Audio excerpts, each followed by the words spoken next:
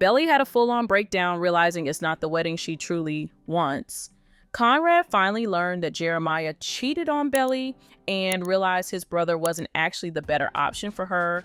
And Taylor is trying to distance herself from Steven so he could be free and feel loved. Honestly, I'm dying to see what episode 8 is going to bring us. All right, y'all. Episode 7 was absolutely insane, and something tells me the next one is going to be even wilder. In episode 7, we found out there are only 3 days left until the wedding. And since we've still got 4 episodes to go, I feel like episode 11 will focus on the actual wedding day, while the ones leading up to it break down each day, one by one.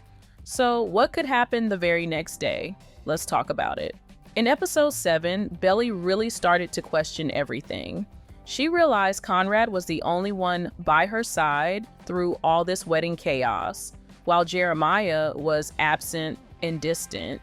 And no matter how hard she tried to picture her dream wedding, she finally admitted that this wasn't it. Her breaking point came in the club while she was high, when she accidentally let it slip that she's still thinking about Conrad.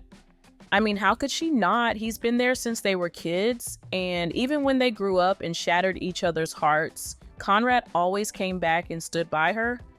But the real turning point was when Conrad discovered Jeremiah cheated on Belly. Up until then, Conrad stayed away because he thought he wasn't good enough for her, that Jeremiah was the safe, reliable one. But now he knows the truth. Jeremiah isn't better, and Conrad is finally seeing that clearly.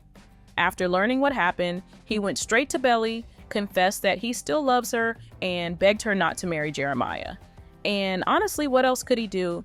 Normally, Conrad would have walked away, swallowed his feelings, and let her go.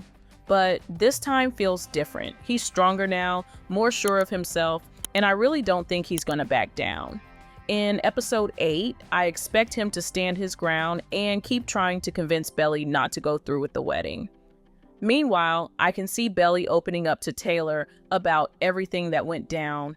And knowing Taylor, she'll run straight to Conrad and confront him for stepping in right before the wedding. She'll probably tell him it's too late, that he messed up, and Belly has to move on.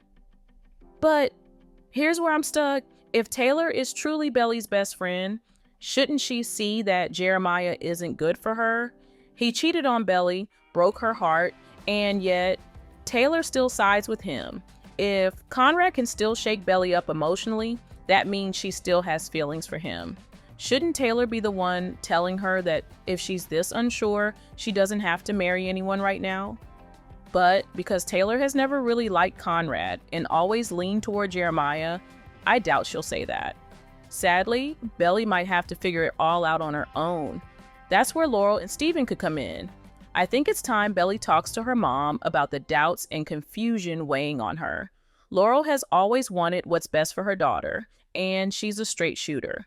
Plus, just like Steven, she's always had more respect for Conrad than Jeremiah, so I could see her being helpful here.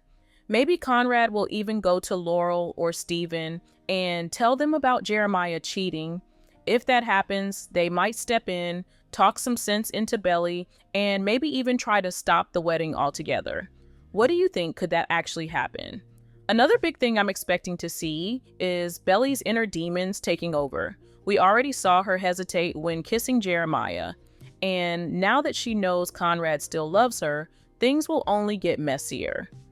With all the wedding pressure piling up, I wouldn't be surprised if she starts having intense dreams. Like, maybe she dreams of walking down the aisle only to see Conrad waiting for her at the altar, something that feels more like a sign than a dream. Or maybe she'll have a nightmare about Jeremiah being with other girls, which would also force her to face her fears and insecurities. Either way, I feel like we're about to get a moment that pushes her to finally listen to what her heart is really saying.